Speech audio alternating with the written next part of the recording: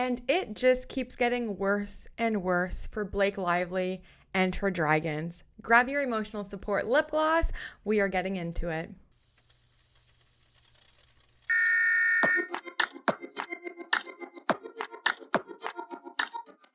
Hello and welcome back to In Frame with Mandy. My name is Mandy Magnan. I'm an actress, writer, producer, and director in Toronto, movie reviewer, pop culture, and your YouTube commentator. For everything, it ends with never. Happy hump, hump, hump day! Today I was just looking through some of the depositions again, Jamie Heath and Justin Baldoni's depositions, and just trying to piece together some things and find where the truth is. But it's not looking good for Blake. I mean, we've known this for some time, but now with the internet sleuths and the image that has been found on ISABELA FERRER, oh gosh. So we're going to go through just a few examples that I really wanted answers to from the depositions that have to do with sexual harassment. I'm not going to get into the retaliation and the PR and the untraceable smear campaign because I feel like Blake started it and she has very unclean hands when it comes to any of that.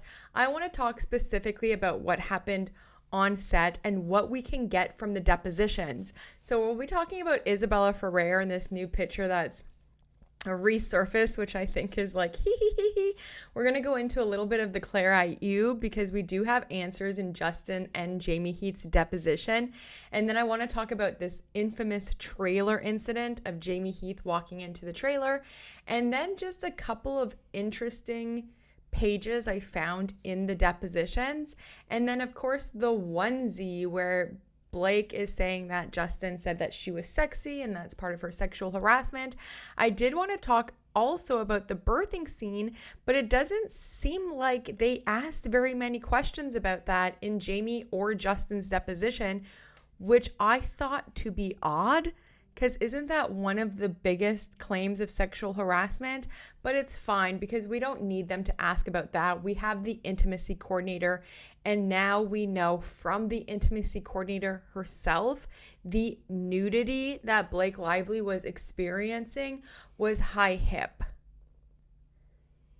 Yeah, we'll talk about that too. But let's just, Isabella FERRER. What is you doing, girl? You know, I used to feel really bad for all of these people that kind of got looped in and pulled into Blake Lively's web. But I feel like Isabella made her own decisions at this point. And at her deposition, she could have told the truth, right? But instead, she's writing this lie of being uncomfortable during the filming, even though we know that's not true by her own interviews, her own press kit, as well as the text messages that she was sending Justin. But she still stuck to it. She still stuck to this little story of Justin directing her in a scene to eat cookie dough off a spoon by her co-star Alex. And then this picture resurfaces. Bam! ISABELA FERRER, what is you doing? That looks a little sexy. That looks a little bit like you're putting cookie dough in your mouth with Blake Lively. So are you also saying Blake Lively was making you feel uncomfortable? No, of course not. What's crazy to me is in her deposition, Isabella claimed that she had read the book 3 times before taking the role. 3 times before taking the role. And yet in her deposition said that when Justin Baldoni during the scene directed her to lick the spoon with had cookie dough on it, that was so sexually charged and so many sexual undertones, and oh my God, not me. I'm so innocent. That was crazy. That was so improv. That wasn't even in the script at all. How dare he? How dare a director direct an actor in a scene to do something that's in the script and the book? It's insane to me that someone that was going to be doing a deposition claiming uncomfortability and sexual harassment on set in a toxic workplace environment wouldn't do a little bit of homework first and maybe reread the script before coming up with all these lies. It's literally in the script. My signature cookies, young Atlas says. I call them hot chocolate cookies, chocolate with a burnt marshmallow on top. He offers her a spoonful of dough, taking a taste. Oh, wow. Licking her lips with young Atlas so close, it's impossible not to feel that rise of sexual tension again. He starts spooning dough onto 2 sheets. Then they go in and they kiss. He comes up to her and he kisses. So it's literally in the script, babes. And not to get all crazy, but it's actually in the book. A book that Isabella claimed to have read 3 times. Cookies, he said. He walked the bowl over to me and stuck a spoon in the mixture. He brought the spoon up to my mouth and I tasted it. One of my weaknesses is cookie dough, and this was the best I'd ever tasted. Oh, wow, I said, licking my lips. It goes on, but it's exactly what it says in the script, which is exactly what Justin Baldoni was directing on the day. He was directing what was already written in the script that was pulled from the actual book. So if that made you feel uncomfortable, I would love for you to explain this, because you don't look too uncomfortable there. And that definitely isn't in the book. That's maximum effort. Just a question. And something else I've been thinking about when it comes to this case is how come Alex never got deposed? How come Brandon Sklenar never got deposed? How come Hassan Minhaj was never in any promotion or PR done with Blake Lively? Interesting that she only truly pulled in the ones that she could wrap around her finger. As Alex Sachs said in a text message, Blake has Brandon Sklenar wrapped around her finger because he is so thirsty. And obviously Isabella Ferrer. Were the other cast members not as thirsty for Blake's little fame, or could she just not control them? It's very bizarre and weird, the control and power that Blake was able to maneuver and brainwash really these people into.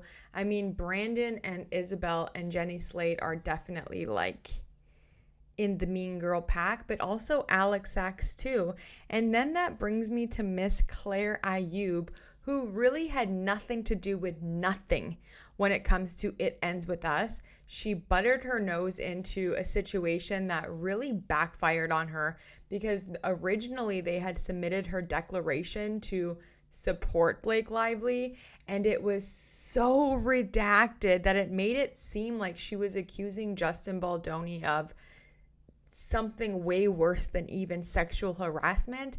And it turns out there was just a minor dispute over her film, but we're gonna look into that right now because they do ask Justin and Jamie about it in their depositions. It kind of starts on Justin Baldoni's deposition on page 186, but well into the questioning of Michael Gottlieb. And this is how it kind of starts into the Claire AYOUB of it. Prior to the events of this case, are you aware of whether anyone has ever accused you of harassment? To my knowledge, I've never been accused of harassment. Prior to the events of this case, are you aware at any time where you were accused of inappropriate behavior at work? No. Have you ever been disciplined at or in your time at Wayfarer Studios for any your conduct at work? No. Other than what has occurred in this case, has anyone to your knowledge ever refused to work with you on account of your behavior? Not to my knowledge. Wayfarer produced the film Empire Waste, is that correct? Yes. And who was the writer and director of Empire Waste? Claire AYOUB. Were you involved in the production of Empire Waste? In a similar way that I'm involved in other productions, yes. Sorry? Yes. What is that way? Well, I helped with the creative, I helped cast it, I helped Claire get the main song for the film and the editing process, introducing her to a friend of mine. I gave notes on the edit, I approved casting, I helped her find the lead actress by having the idea to make a TikTok video looking for a specific person. And because of that work, we discovered somebody that was phenomenal. And I just tried to support. I visited set and gave notes when I was there, and she found it very helpful, I think. It sounds like you did a lot. Not in comparison to what a on the ground producer does, but it's just part of what I do. But you do recall visiting the set, yes? Okay, did Miss AYOUB accuse you of misconduct? No. Ever? No. You never heard from anyone that Miss AYOUB had problems with your behavior on the set or during the production of Empire Waste? I never heard from anyone that Miss AYOUB had problems with my behavior. Even as you sit here today, have you still not heard anything? And again, I don't want to, nothing yet you may have learned from your lawyers. So other than conversations you may have had with your lawyers, have you ever heard from Mr. Heath or anyone else at Wayfarer Studios that Miss AYOUB had problems with your behavior during the production of Empire Waste? Again, I'm just trying to be specific to your question. I have never heard that Miss AYOUB had problems with my behavior. However, I am aware that Miss AYOUB has signed a declaration that evidently said I was abusive to her or something like that. Have you read the declaration? I have. And that's a declaration that Miss AYOUB filed in this case, right? Surprisingly, yes. In the second paragraph of that declaration, Miss AYOUB writes, as read, I wrote and directed a film called Empire Waste, which was produced by Wayfarer Studios, LLC. Justin Baldoni, a founder of Wayfarer, was producer. As part of my work on Empire Waste, I had repeated negative interactions with Mr. Baldoni and his associates, including verbal abuse by Mr. Baldoni. I asked Wayfarer that Mr. Baldoni not be promoted on set during the majority of production as a result of those experiences. Do you recall that? I recall reading that. Did you verbally abuse Miss AYOUB at any time? God, no. So it is your testimony that Miss AYOUB is lying in what she's written here? It's my testimony that I did not verbally abuse her. I don't want to call her a liar. Have you ever talked to her about whether she feels that you have verbally abused her? I spoke to her many times, especially after what could be considered an incident, and we had a lovely relationship, which is why I was invited to set, and I was very surprised. Did anyone ever tell you that Miss AYOUB had asked to have you removed from her set? No. Even as you sit here today, no one's ever told you that? No. I was never asked to be removed from her set. On the contrary, I was invited. Did you also read in Miss AYOUB's declaration that, as read, Empire Waste was set to be released in the fall of 2024 in August of that year as a result of my experiences with Mr. Baldoni and ongoing press coverage relating to Mr. Baldoni, and it ends with us? I requested that he not be involved in Empire Waste marketing or public relations effort. Wayfarer agreed to my request. Do you remember reading that? I did. Do you believe that statement is truthful or false?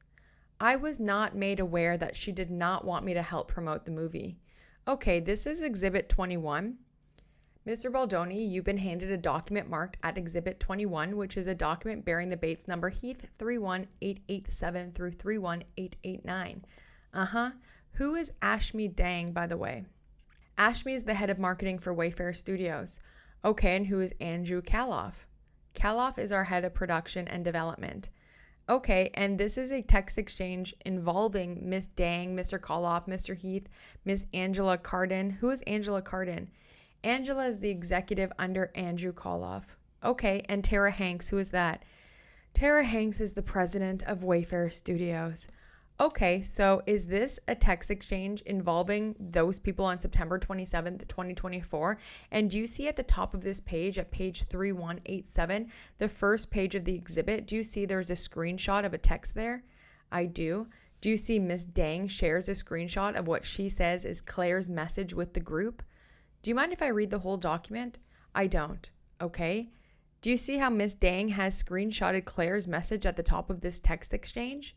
Yes, and you see how Claire's message says, as read, genuinely feeling effing sick. That man was banned from my set. I see that. And do you see how everyone in this text chain understands that that man is referring to you? Yes. Did any of the individuals on this text thread ever inform you that Miss Ayoub believed she had you banned from her set? I'm not sure how she could have believed that, so the answer to your question is no. Okay, on the next page at the top, do you see Miss Dang writes at 1:46 p.m. as read? I'll add during the early days of working with her on the marketing, she called to express how upsetting the experience was for her, and she had language added to her agreement as a result. Do you see that? I do. Do you know what Miss Dang is referring to with the language added to her agreement? This is the first I'm seeing of it. Did anyone ever talk to you about changes that were made to Claire Ayoub's agreement based upon how upsetting the experience had been for her? No. Did you see a bit lower down in the text at 5:23 p.m. Miss Dang says, as read, to close the loop, JB took down and reposted the trailer with updated copy. Yes, JB is you. Yes, I presume. Do you recall reposting or posting at any time the trailer for Empire Waste? Yes. Do you recall doing that around this time at the end of September of 2024? I would imagine that was the time, yes. You earlier said something about what could be considered an incident that had occurred that you had discussed with Miss Ayoub? Yes. What was the incident? Claire and I had a lovely relationship. She was a first-time filmmaker, and I very much believed in the film that she was trying to make. Also, I was made aware that she was very inexperienced, so I had offered to mentor her and help her in any way that I could. So we went back and forth, and we had a few calls, I believe, and I was building a relationship with her from that point. And at that same time, Claire was working with her producing partner to get the budget in line for the movie. We had greenlit her movie at $2 million. It was a movie that nobody else wanted. It was a movie that I believed in the message of very strongly, and I wanted to support her. And we had a partner at that time, which was Procter & Gamble, and it was my understanding that the budget had inflated from $2 million to $3 and then to $4 and then to $5 million. After multiple conversations with my executive team, she was unable to get the budget down. On a phone call with Procter & Gamble, I imagine there were 8 or 9, maybe 10 people on that call, and ourselves. We were going through where we are with the budget. Procter & Gamble was not putting much in. We were the majority financiers, and I was very clear with her that we would not be making her movie if she couldn't get her budget down. That was the extent of the conversation. There was no voice raised. It was simply acting as the chairman at that time. There was no president, or I don't believe there was a CEO, and I just said, we won't be making your movies unless you get the budget down. And my understanding was that she was very unhappy with that, and that she felt was what was relayed to me, that I threw her under the bus. I mean, directors are unhappy with studios all the time when people won't make their movies for the price. But that was it. And then I think maybe a month went by and I sent her a voice note before day 1 of filming. I'm sure by now you're familiar with my voice notes. Tell me more. Well, there was a voice note around the world I sent to Miss Lively that everyone has heard, I guess. And I sent her a lovely voice note saying how much I believed in her and the mission. And she responded, and we had a lovely text exchange. And we texted throughout most of production, to which point I then came to visit set. When was the conversation that you had with Miss Ayoub that you were recounting here? Before pre-production even began, I don't even know. Before pre-production? Yeah, this was in the deal. It was not this was in the deal making phase before there was even a contract, before we had agreed to even make the movie. Oh, okay, before there was a set. There was no set, yes. It was on the phone. It was over Zoom. Nobody else wanted Miss Ayoub's movie. No, you saved it. No, like very often people come to us when other studios or companies don't believe in the films, and we believe that it speaks to the mission of why we are here. We all take the risk. You said everyone around the world has heard my voice note to Miss Lively. I was making a joke, but yeah, that's because you released it, right? Yeah, actually, I did not release it, but you instructed someone to release it on your behalf. Actually, I did not. You knew it was going to be released on your behalf. That's privileged. We can go on a little bit more here, even though they don't talk about Claire ISABELA, but what's coming up next is kind of salacious, and it's in Blake Lively's complaint about this woman alleging that she was in a hotel room with Justin Baldoni or whatnot. It was a TikToker. Okay, did there ever come a time in August of 2024 where you learned, did you want me to get rid of this, or you're free to do what you want with it? Did there ever come a time during August of 2024 where you learned that there was a woman on TikTok alleging that you invited her up to your hotel room years ago and some incident occurred alongside that? I think I learned about that in Miss Lively's complaint. No one had told you about that in August of 2024? I have no memory of that. You have no memory of discussing with anyone at Wayfair, anyone at Tag, or with Miss Abel a social media post alleging that you had invited some girl up to a hotel room years ago? Objection. Like I said, I believe I heard about it for the first time reading her CRD complaint. Okay, but if you have anything that can refresh my memory, I'm happy to look at it. But I'm sorry, go ahead. Yeah? Have you reviewed that post since the filing of Miss Lively's lawsuit? I have never seen it. Do you have any idea what this woman alleged? From what I've been made aware since then, that I invited her to a hotel room. Okay, do you know whether that occurred or not? I have never invited a woman to a hotel room that wasn't my wife. Have you ever invited a woman to a hotel room before you were married? No, never. You're sure? I wish I was that confident before I was married. So the answer to my question, you are sure that prior to your marriage and after your marriage, you have never invited a woman in any circumstance, in any capacity, up to a hotel room that you were staying in? Objection. I am sure that before I was married or while being married, I have never invited a woman up to a hotel room that I was staying in. Okay, who's Shane Norman? Presumably not the woman you're talking about right now. And now we'll just go to Jamie Heath asking about Claire ISABELA. They just asked pretty much at first, do you remember Justin Baldoni's deposition? Do you remember the conversation about Claire ISABELA? Do I recall a conversation you had yesterday or Mr. Baldoni had yesterday? Well, let me first of all, are you familiar with Miss ISABELA's declaration? I am. Okay, and do you recall that language that I just read to you from Miss ISABELA's declaration? I do recall the language from her declaration. Okay, and under Wayfair's handbook, if you recall that we looked at, it said harassment may be verbal, written, or physical conduct that denigrates or shows hostility or aversion towards an individual. Do you recall that? Objection. I recall us having that conversation. Do you recall the language? I do. Okay, do you know any understanding of what Miss ISABELA was referencing to her declaration? I have an understanding of the truth of what happened. What does that mean? That her declaration absolutely, completely is not accurate. So do you think Miss ISABELA lied in her declaration under penalty of perjury? Objection. I'm not going to suggest what she didn't do. I'm just saying it's not accurate. Well, Mr. Baldoni described yesterday what he believes was the incident that might have upset Miss ISABELA. Did you hear that testimony? I did. And he said that, he told Miss ISABELA that she had to keep her movie within a budget or Wayfair wasn't going to fund it. Do you recall that testimony? I do.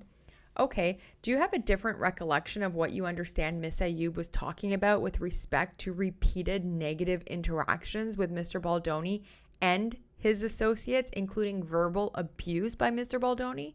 Objection. I don't. You don't? No. Were you in the meeting that Mr. Baldoni described? I was, as there was 10, 12 others as well. Okay, and is your recollection any different than his in what respect to what occurred in that meeting? Some of the nuance, but essentially, what is different in your recollection? Objection. Claire at this point had frustrations with her contract because we had essentially greenlit the movie at around $2 million. As oftentimes budgets grow, This got to be about 3 million, and we saw the benefit of raising the budget up so that a movie could be well made. It kept growing. It got to the point where now P&G, where Mr. Baldoni's recollection is wrong, was that P&G came in after we had already been involved in developing this. They then liked the project and wanted to contribute some money, about $1 million. So that allowed the budget to go up to 4. And then we got to 5. And in order to include P&G in the actual production and give them a percentage, we had to give up some of ours, and Claire had to give up some of hers. And she did not want to, and she thought it should be all of ours. We had a bit of a discussion to try to get there. She was not happy that she had to give up some of her percentage. Our argument with her and her lawyers was, we're bringing on a new partner. We'll give up X. You should give up X. We share in this together. But she was not happy. So by the time this conversation happened and we were trying to keep the budget within a certain number, she was not happy with the fact that we wouldn't continue growing the number. Justin was very clear with her and said that we would not be able to finance the movie if the budget was not able to come down and be at the $5 million mark. And he said it very clearly. Did he yell? He did not yell. He said it very definitely. And it was of the likes of, Claire, I just have to be honest with you. We've been doing our best with this. We're not going to go ahead and produce this movie if we can't get it there. I need that to be clear. So your description sounds consistent with what Mr. Baldoni said. I think my question to you is, did you have anything inconsistent? I said nuance. So you wanted to tell me the story to give me the nuance? Objection, counsel, ask questions. I just want to make sure I understand. I said, don't make speeches. I said there was some nuance that was different. You asked me, fair enough. What's the nuance? Fair enough. So I gave it to you. I just answered your question. Okay. And that to your understanding is the only issue that took place with Miss AYOUB that you've described. Yes. Okay. And it is the case that Miss AYOUB asked that Mr. Baldoni not be involved in Empire's waste marketing or public relations effort, as far as you understand. Objection. That came in September of 2024 after there was chatter online about It Ends With Us, and she was concerned that that chatter might have an impact on her movie, and she didn't want to associate with it. Did she also ask that Mr. Baldoni not come to the set of Empire Waste? Never once. So that is not true. That's just a lie that Miss AYOUB was telling us. That is something the first time we ever heard. Expressed. I don't know the date, but years later. When you say years later, objection, within the last 6 months, year something, she said something to Ashmi in the marketing. No, this would have been in September of 2024. She said something that she didn't want Justin to post something, I believe it was. Are you referencing the text message that Mr. Baldoni testified about yesterday? I don't know what text message that was. Okay, so she conveyed to Ashmi that she didn't want him to promote the movie based on what was going on. And in that, she also expressed, which I heard for the first time, or anyone had heard for the first time, where she said something, he was banned from set. But I'm sure if you do more investigation, you will see that there is nothing that leads you to believe that. I'm helping you with that one. Okay, there also was some testimony by Mr. Baldoni about also Mr. Sarah's about Shane Norman. Interesting they keep going back to Shane Norman after Claire AYOUB, which I'm going to figure out who Shane Norman is in the next video. What I find very interesting truly is out of all of Blake Lively's depositions, we have just a little bit of them, just a few pages, and we don't even know if she was asked about Claire AYOUB. How did this come about? How were they contacted? How did they get in touch with each other? Zilch, nothing, because Blake Lively has only released very small portions of her deposition, and most of her claims aren't even in the deposition that she's unsealed. So very strange, but it seems like Miss Claire AYOUB was lying, and Jamie Heath even was trying to help them out when he was like, you should do a little bit more investigation about that one. I'm trying to help you out. You feel me? Let's pivot here and do a little U-turn and go back to Isabella FERRER. Interesting enough, in Jamie and Justin's deposition, they don't talk about that cookie dough scene. They don't ask them about the cookie dough scene, which is interesting because that's where Isabella says she felt the most uncomfortable. But they do ask them about filming the sex scene. And in Justin Baldoni's deposition, it starts on page 220, but it just starts where it's highlighted in the green. Michael Gottlieb. What character did Isabella Ferrer play in the movie? She played young Lily Bloom. Was Lily Bloom under the age of 18? The character was under the age of 18. That's what I meant. The character young Lily Bloom was under the age of 18 or supposed to be depicting someone under the age of 18? Correct. Was there a sex scene involving young Lily Bloom? Yes. Did you attend Miss Ferrer's deposition? Parts of it.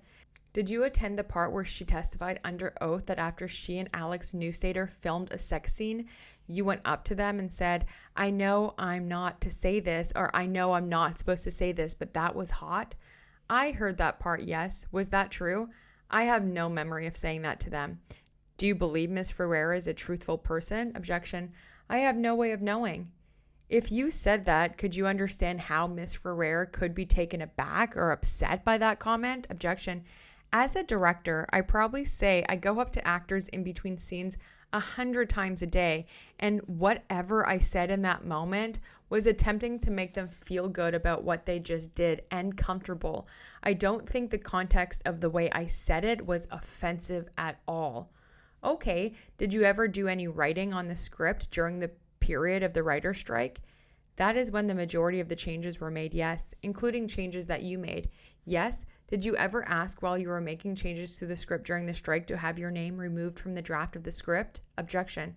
On the contrary, I remember thinking that I should put both my name and Miss Lively's name on it, and then I was told that we should probably have it removed and in place put Angie Giannotti's name. But that's all they ask about Isabella Ferrer. Isn't that kind of crazy? Isn't she supposed to be like one of Blake's like key witnesses on like, you know, the behavior on set? That's it. Just that one little section, and then they move on. And then the next time they ask is on page 241, and it's this. Did it occur to you at the time that Mr. Baldoni that there might be a good reason why Jenny Slate didn't want to follow you on social media and didn't want to appear alongside you at the premiere? Objection. I had a perfectly fine working relationship with Jenny Slate from the moment that I was made aware that she didn't like my sexy comment about her wardrobe and all the hugs. So from that point on, Miss Slate and I never had an issue nor discussed anything. Did it occur to you that Isabella Ferrer might have a reason why she didn't want to appear alongside you at the premiere? Objection. I was very confused by Miss Ferrer that she unfollowed me and wouldn't appear with me. I had no idea. Did you ask her why? I think it was very clear that when a person publicly unfollows you and also through channels tells you they don't want you at the premiere or they won't attend, I think I took the hint that I shouldn't reach out to anybody and ask. But you didn't reach out and ask, right? I did not believe that anything that I had to say could compete with any influence Miss Lively had, even though in your view all of this was based on lies. Objection. When you're dealing with arguably the most powerful couple in Hollywood with the most powerful friends in the world, mixed with someone who's extremely charming and personable and has so much to offer someone as young as her, by that point, there was nothing I believe I could have said to her that could affect any influence that Miss Lively had on her. So I did not even try. So it's your testimony that you believe that the reason that all of the cast members who unfollowed you and did not want to appear alongside you at the premiere, that all of them did that only because Miss Lively and Ryan Reynolds had pressured them to do so? Objection. That's not my testimony. Is that what you believe? I believe that prior to meeting and working with Miss Lively, I have never had anyone unfollow me or ask to not be seen in a photo with me. That's what I believe. Because you have never experienced that before, are you saying that you attribute the cause of the unfollowing and the request to not appear alongside you at the premiere? You attribute the cause of all of that to Miss Lively? Objection. That's not my testimony. Do you think your conduct on the set of It Ends With Us had anything to do with the decisions made by cast members other than Miss Lively to not want to follow you and not appear alongside you at the premiere? Objection. I'm unsure if, can you repeat the question? This is not working for me. Do you think your conduct on the set of It Ends With Us had anything to do with the decision made by cast members other than Miss Lively not wanting to follow you and not appearing alongside you at the premiere? I can't speculate and answer that question. You don't know what their motivations were? I think it's impossible to know what anyone's motivation is. And you didn't ask what their motivations were. I did not ask what anyone's motivations were. And notwithstanding that you were very concerned and very afraid, you did not initiate an investigation at this point in time to clear your name. Objection.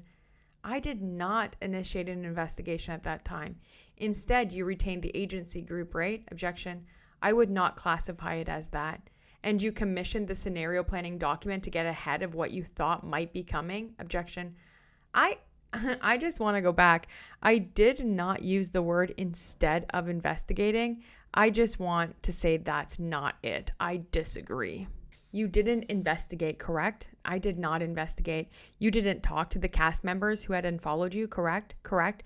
You didn't go out and give an interview and speak publicly where you said, I'm concerned there are misconceptions or misapprehensions about what has happened on the set. You didn't do that, right? Objection? No. Instead, what you did is you asked your team to prepare a plan in the event that any information became public, right? Objection. No. Okay. And then they move on. Those were the only times Isabella Ferrer's name comes up in Justin Baldoni's deposition. Isn't that so weird? And for Jamie Heath, it barely, I think they ask him like one thing about her, and it has to do with, let me find it. Oh, whose deposition he listened to, which is one of them is Isabella Ferrer. And then just one time where he's kind of echoing what Justin said, that they had no idea why these people weren't following them. Honestly, we understood at this point that there was contention with Blake for one reason or another, he says, but we didn't understand Isabella Ferrer. We didn't understand Brandon Sklenar. And then Colleen, what was happening? We were having conversations now with Danny Greenberg and kind of his optics and what he's learning and hearing, and that they are all saying ill things about us, talking to Sony, some of the executives or people, that certain jobs that were alluded to the fact that Blake has got it out for us, that these were, I mean, not his words exactly, but the sense that I got was that Blake's got it out for Justin. And then that's the only time they ask about Isabel. So never about the cookie dough scene, nothing like that. So I just find that very interesting. And now I want to get into the trailer incident. So in the trailer incident, we have a few different sides to this story. Okay. So first we have Blake Lively, what she wrote in her CRD complaint, which is nothing compared to her deposition. In her deposition, she said that she heard knocking. She said, come in. Jamie Heath came in and she got him to face the wall while she finished getting her makeup off. Then we have Vivian Baker and Ann Carroll, her hair and makeup person, say two different things. One of them says that she was standing up. They told Jamie not to come in. He came in and she threw a cape over Blake. They had a conversation. And the next one was she was sitting down and she threw a towel over her. She was breastfeeding or pumping and then threw a towel over her when he came in. So all kinds of different stories, right? When they did ask Justin and Jamie Heath about this, let's talk about what they had to say about it, because now we have from Blake's people four different sides to the story. We have Blake's CRD complaint, Blake Lively's deposition, and Carol and Vivian Baker, and all four of those are different, very different. So it starts here on page 223. This is Justin Baldoni's deposition. They're first talking about Alex Sachs and her text messages about needing to replace the ADs and the director and, you know, her little crash out there of wanting to be top dog on set. But it kind of starts here at, I'll just highlight it for you, in the green, that's marked in the green. You saw one of the things they were discussing was Miss Sachs's belief that they needed new ADs on the film immediately. Yes, and she wasn't saying in what you just read that Miss Lively was telling her that they needed to be new ADs, right? No, that was Miss Sachs's view. That is, I did not read her saying anything about Miss Lively's wanting new ADs. On the first 2 pages of this document, do you see Miss Sachs's recounts a conversation that she participated in between Miss Lively and Mr. Heath? Yes, as she described that as a tough chat. That's what she says, and says, as read, called Jamie out in front of me and Justin kindly, but was very direct. I see that. Did you witness that conversation? I believe I did. Do you see on page 2028 at 9:42 p.m. or a.m., at 9:42 a.m., Miss Sachs begins to describe, well, she says, as read, you, Jamie, make jokes about how you can't make eye contact with people anymore, as if to undermine and lessen the importance of people not wanting to be cozy on the set. Do you see that? Yes. Did you ever make jokes about being unable to make eye contact with people on the set anymore? I did not. Did Mr. Heath? Objection. I don't know what Mr. Heath did. Okay, and then she describes a meeting that took place on day 2 in which Mr. Heath went into Miss Lively's trailer. Do you see that? I see that. Is what Miss Sachs describes here an accurate reflection of what Miss Lively said during that meeting that you witnessed? Objection. I'm sorry, say that one more time. The description of what Miss Lively said and how she described the meeting in her trailer that you see on this page of 2028, is that an accurate reflection of what you recall Miss Lively saying? Objection. I think that's why I'm a bit confused here, because you said Miss Lively. Oh, Miss Sachs is describing what Miss Lively said, right? I know. Let's start at step 1. Yes, we can agree that Miss Sachs is describing something Miss Lively has said. Oh, yes, yeah. Okay, and that was something Miss Lively said in a conversation that you witnessed, correct? Objection. Okay, if I can repeat the question and tell me if I'm right, if what Alex Sachs is texting Angie Giannotti here, if this is what I remember Miss Lively saying in the meeting that I witnessed, right now, I'm not asking you about what happened in the trailer. I'm asking you about your recollection. This is accurate of this meeting that you witnessed, and whether this description is an accurate reflection as you sit here today of the meeting that you witnessed. Objection.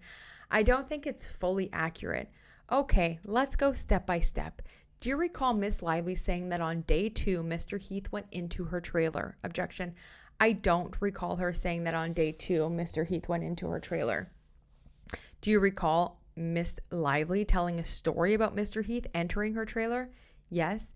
Do you recall her saying, oh, actually, I'm getting body makeup done, or something to that effect? I recall the way she told the story was that when he entered, she said, come in, but I'm getting body makeup done, so please turn away. And that's more or less what Miss Sachs is saying in 9:43. She says, you can come in if you don't look. Objection. Again, I don't remember her saying you can come in if you don't look. That doesn't feel accurate to me. Okay, nor does this next piece. That's all I'm saying. Is my recollection was that this is like 4 lines in a text message. So I can't say this is exactly what Miss Lively said. So do you recall Miss Lively saying that Mr. Heath was looking in her direction the entire conversation when she turned around? No. I remember Miss Lively saying that when she turned around, she had noticed Mr. Heath was looking in her direction. And do you recall that Miss Lively saying that made her feel uncomfortable? No. Do you recall Miss Lively saying this in a way that she seemed happy about it? Objection. No. She seemed unhappy about it. I don't think it was, she wasn't upset. She didn't seem upset. Is it your testimony that you believe Miss Lively to be saying she didn't care one way or the other that Mr. Heath was looking at her in the trailer that day? Objection. That's not what I said. I'm trying to understand what you recollect, and if you recollect that Miss Lively relayed this story because she was troubled, bothered, concerned, whatever word you would like to use about it, or if you're saying something different. Objection. Well, you asked me if I thought Miss Lively was upset, and that's why she was sharing the story. I can't, speculate to what Miss Lively was feeling. All I was saying was that she did not seem upset as she was sharing the story. It felt like this was something that she just wanted to share to ensure it didn't happen again, but I can't speculate as to what she was feeling or not feeling. She didn't want it to happen again. You understood that? Yes? Okay. Did anyone talk to HR about that incident, the incident in the trailer? To my knowledge, no. Do you know one way or another whether Miss Lively started locking the trailer door after that event? I do not know. Did Sony ever issue any kind of warning to you or Mr. Heath as far as you know? A warning? A warning. No, I'm not aware of. A caution? You're welcome to refresh my memory, but not that I can think of. That's fine. I'm just interested if you can recall any time that they cautioned, warned, or otherwise issued anything that sounded like that to you. I don't recall a warning or a caution. And then we're going to skip all the way down to page 230. They continue back on the trailer after that for some reason. So he says, before when I was asking about the incident in Miss Lively's trailer involving Mr. Heath, did you ever take any steps to confirm or learn what had actually happened in that meeting? Objection. My understanding is anything that happened during that meeting interaction was discussed in person and worked out. And my recollection is Mr. Heath apologized for even looking in her direction. That's what he was apologizing for, and it never happened again. He was apologizing for looking in her direction, guys. We're going to hear from Mr. Heath in a minute. Did you ever take any steps to decide for yourself what you thought had happened? Objection. I'm not sure what further steps I could have taken, as Miss Lively herself spoke to Jamie, and they were the two people involved. You later came to learn that Mr. Heath had a different view of what happened in the trailer with Miss Lively, right? Yeah, slightly different at that time. And so, did you take any steps to try to ascertain whose version of events was correct or accurate? No, because at that time the story seemed to be pretty similar, and there was no reason to. It was worked out. Eventually you believed Mr. Heath's version of what happened in the trailer. Objection. Again, at that time, which was in 2023, the versions were very close. They seem to be very different now. Earlier we talked a little bit about the January 4th meeting, and then they move on. And just for sake of time for the video, this will be the last one that we go through, and then tomorrow I'll go through the onesie and then the very interesting pages I found in the deposition. It starts here. Now,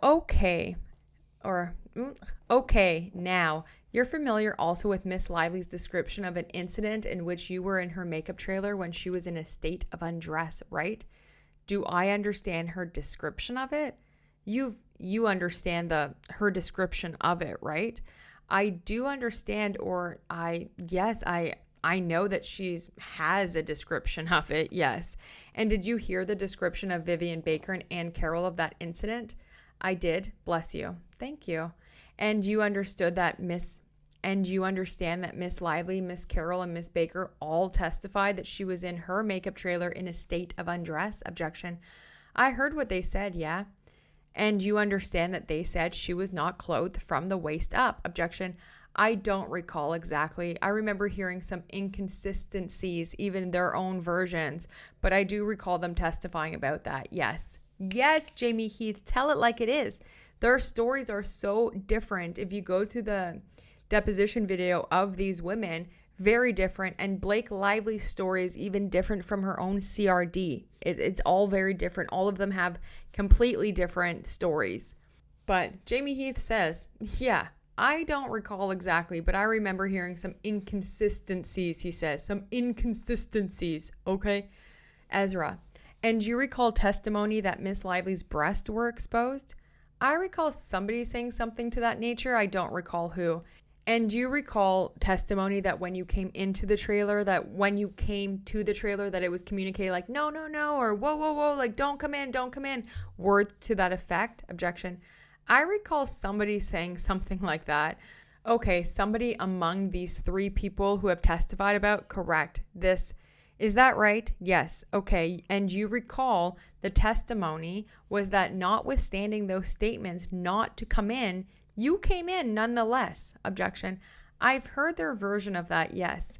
And you understand the version of Miss Baker, Miss Carroll, and Miss Lively is that you also insisted on staying in the trailer in order to have a meeting, which you said something along the lines of, if we don't have it now, we're not going to have it at all? Objection. Do you recall that testimony? Objection. I recall something of that nature. Okay, and you recall the testimony that you were asked to turn around and not look at Miss Lively given her state of undress? Objection. And the question is, do you recall that testimony? Something of that nature.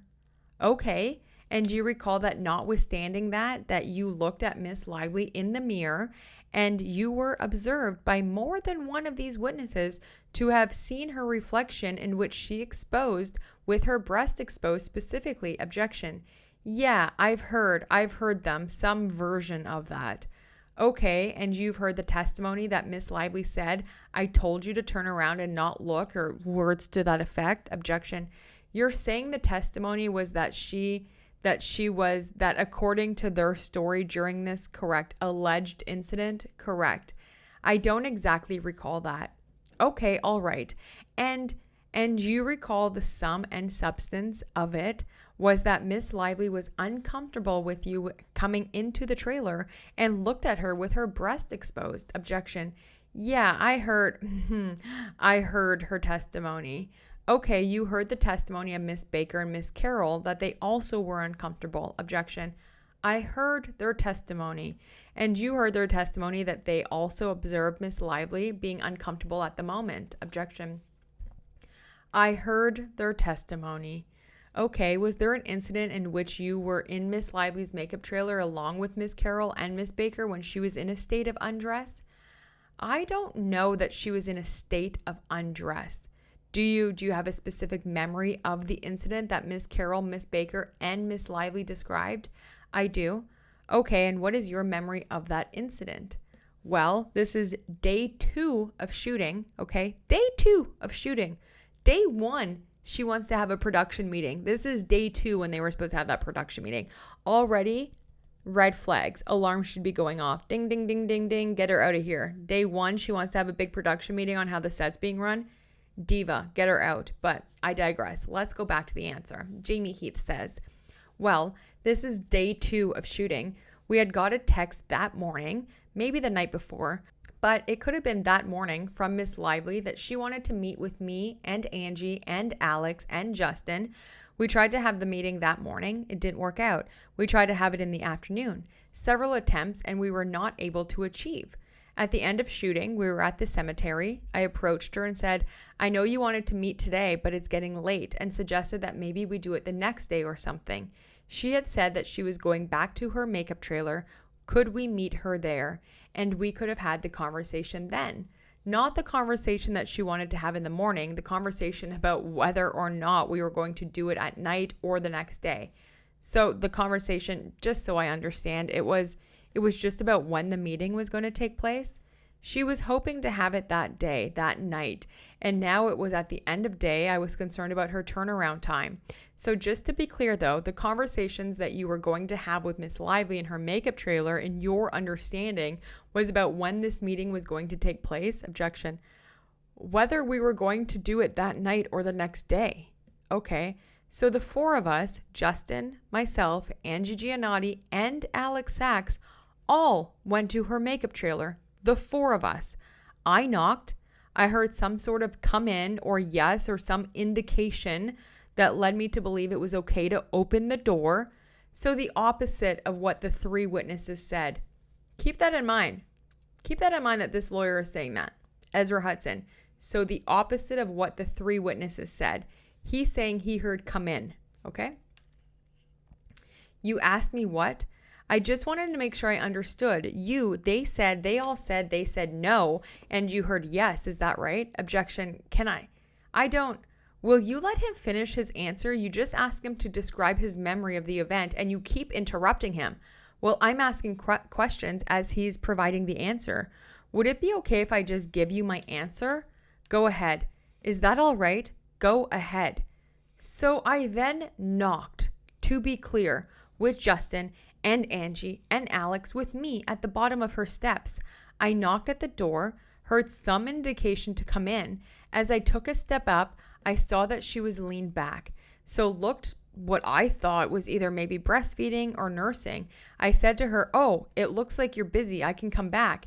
As I turned around, she says, "No, that's okay. You can come in. Just look away." And I said, "Sure."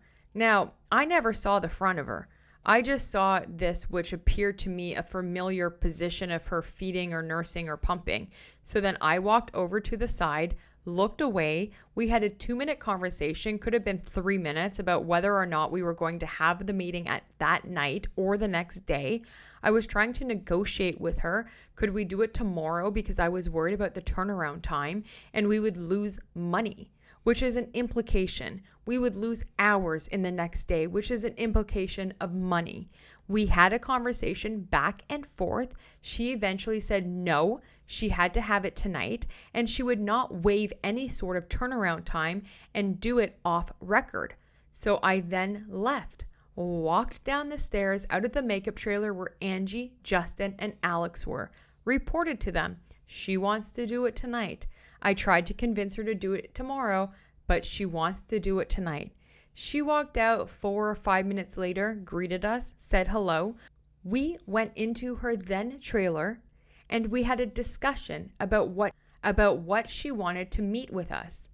And when she came to the trailer for the meeting, did she say anything about what had just occurred in her makeup trailer? She did not. This is on day 2. This is May 16th.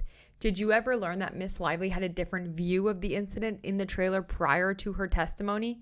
I learned that her different view is when I read the CRD complaint.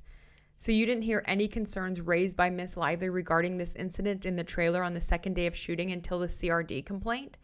We had a conversation about it on June 1st, 2 weeks later, but not that there was a concern. Okay, and when you say we had a conversation about it 2 weeks later, who are you talking about? There was a conversation with Blake, Justin, myself, and Alex Sachs about she had got COVID and we returned to set and we had a morning conversation before we started working. And who called the meeting on June 1st? I believe it was Blake. Exhibit 11 marked for identification. Are we done with Exhibit 10? Yes. Okay. Mr. Heath, do you recognize this as the text message in which Miss Lively invited you to a meeting with Miss Sachs and Mr. Baldoni? Yeah, I see it. And she says she wants to give you a check-in before rehearsal. I can pop out of my makeup trailer early and meet you in my trailer, eager to get back to work on a solid track. Do you see that? Yes. Yes. And this is in a text message that you received and participated in, correct? Correct. And it's dated June 1st, 2023. Were you present for Miss Sachs's testimony about this meeting on June 1st? I was. Okay, so you heard that in that meet that Miss Sachs said in the meeting, Miss Lively brought up that she had been shown a video of your wife giving birth, which made her feel uncomfortable. Objection. What is the question? You heard Miss Sachs testify that in this meeting on June 1st, Miss Lively brought up that she had been shown a video of your wife giving birth and it made her feel uncomfortable. Objection. I don't recall Miss Sachs' exact words, but I remember her talking about it. And you remember her testifying to that effect? Objection. Whether those are the exact words she used, right? I honestly don't recall what she had said. You don't recall any aspect of her testimony about the June 1st meeting? Objection. No, I just don't recall what she said. Okay, I just don't. Well, do you recall from her testimony learning that or hearing that Miss Sachs described Miss Lively in this meeting saying she was uncomfortable? Objection. Honestly, I don't recall. I just remember her saying that there was a conversation about it. Okay, well, do you recall during that meeting, regardless of what Miss Sachs said, do you recall Miss Lively saying that she was uncomfortable by being shown the video? I do not. You don't recall that? She never said to me that she was uncomfortable. Okay, so Miss Sachs is lying. Objection. I have no judgment about Miss Sachs. I'm just telling you what happened. Okay, do you recall Miss Sachs testifying that you tried to clarify that you thought Justin told Miss Lively about the video and that Miss Lively wanted to see it? Hold on. For clarity, you were just talking about, yes, the trailer. No, now we're talking, I thought the video. Okay, we're talking about the June 1st meeting and what Miss Sachs said about it. Oh, okay. I thought you were referring to the video, so I misunderstood. Okay, about the trailer? Yes, so both questions with regard to the video? Correct. Yeah, okay, now I'm clear. And then they go into Miss Sachs's testimony about the June 1st, but so wild. Now, if we recall just a couple minutes ago, Blake Lively's attorney has been trying to trick Jamie Heath and question Jamie Heath, being like, so you're saying that Ann Carroll, Vivian Baker, and Blake Lively, all three witnesses, are lying? right? Because he said, my recollection isn't that they said, whoa, whoa, whoa, like, no, don't come in. And she's like, so all 3 witnesses aren't telling the truth and you are? Something to that effect, right? Remember, I was like, clock it. This is from Blake Lively's deposition. He unexpectedly came to my trailer, knocked on the door, and said, we've got to talk. I said, we can't talk right now. I'll be there in a few minutes. I'm getting done as fast as I can so we can have this meeting. He said, oh no, we've got to talk now. It seems weird that he would be saying that in front of Angie Giannotti, Alex Sachs, and Justin Baldoni, but I digress because it just doesn't make sense. But anyway, I said, I'll meet you there in a few minutes. I'm getting undressed. I'm getting ready for the meeting. I'll be there in a few minutes. And he said, if we don't have this meet now, we can't do that meeting. And that meeting was very important to me because it was to discuss other behavior I experienced earlier that day that was concerning to me. So I said, okay, fine. You can come in. And he came in and I said, okay, you can come in, but please don't look. Can you turn around? So he turned around and he faced the wall. You can come in. So actually, Blake Lively's lawyer, Ezra Hudson, Jamie Heath's recollection of the event is exactly what Blake Lively is saying and not what her witnesses are saying. And now, just for sake of time for this video, I don't want to make it go too long, so that will be the end of today. But I definitely do want to get into these interesting pages I found while just skimming through those big, long, fully depositions of Jamie Heath and Justin Baldoni, and just some things that I found were really interesting in there on certain pages. And I do want to get into the onesie conversation.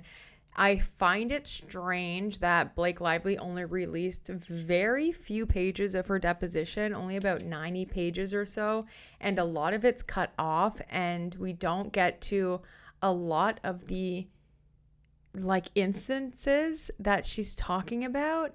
I find it very strange. Like, if it was me, I would have been like, share my entire effing deposition.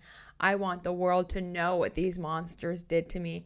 So it just seems a little bit strange, but I mean, it's been strange this whole case. If you even look at all of the things she tried to file, everything was so redacted, like pages and pages of redactions and just absolute mayhem and nonsense. But I would think at this point that you would want everything out there and like the world and the tide kind of shifting and, you know, proving yourself, proving your story. But we kind of get the opposite in this case from a plaintiff, and that's what I find kind of the most, just makes me think, like, it's very strange that you have a plaintiff. We're 14 months into this lawsuit and we still haven't heard her full testimony on any of these very specific incidences, but we did hear from the intimacy coordinator, so now we know the nudity in the birthing scene was a high hip bone. Girl, you know, things like that. It's a little bit weird. But anyway, that's it for me today. I hope you all are having a great day. Yesterday, I kind of shared with you my feeling and my mood lately and where I've been at in life. And I'm really happy that I did that, although I've been kind of living in this like little vulnerable state because, you know, sharing your truth with an audience or with people or with the In-Frame fam can make you feel a little like exposed. But honestly, a lot of people have reached out, and all of the kind messages and comments and kind of resonating that they felt the same way, and there's always a message of hope and love. And I just love that no matter what I'm going through, I just kind of know like I'm not alone. Like so many of us resonate on such a deeper, higher level that we're even not aware of sometimes. So I'm really happy that I was able to kind of like just share that and kind of like shed it like a snake, you know, like, get it out of me and share it with you guys. And I feel better. Like today is a great day. Yesterday was a great day. And just, I think speaking my truth and living in that and putting a name to it and kind of like acknowledging it makes it kind of like tangible and makes me know like I can name it, therefore I can change it. I don't know if that's like a saying or if I just made it up, but regardless, that's how I feel. And I am always living in hope. And I just feel like the more I can sit here and be in my truth and learn and process and grow and share, just, I don't know, I just feel so much better doing it. And I'm very grateful for you guys, and I love like just the messages and the kind comments and knowing that we're all kind of in this together, and that we can rely on each other, for hope and motivation. And I just love that. I think it's really cool. So thank you so much, and thanks for listening to me. And I didn't mean to like dump all that on you. It was kind of like a good thing that I feel like, because I recognized it, and I just knew that like I'm not a person that is lackluster. I'm not a person that doesn't have drive. So it was very weird for me to just look back on the last couple of weeks and be like, what the frick is going on? But every day it just gets better. Today I got 2 commercial auditions came in through my agent, so I'll be working on that tomorrow, but I'll also be here. We're still waiting on Judge Lyman. Very exciting stuff. Can't wait. Hopefully that comes sooner than later, but I'll be here and we can still sift through these lies and these mixed up stories, and everyone has different versions of everything. So find me here tomorrow. I hope you're having a great hump day. I'll be here. Not humping again. No, I'm just kidding anyway. But yeah. Ooh, it always gets like too much information at the end. I feel like too much information. But have a great day. Thanks for being here. I love you guys so much, and I will talk to you tomorrow. Bye.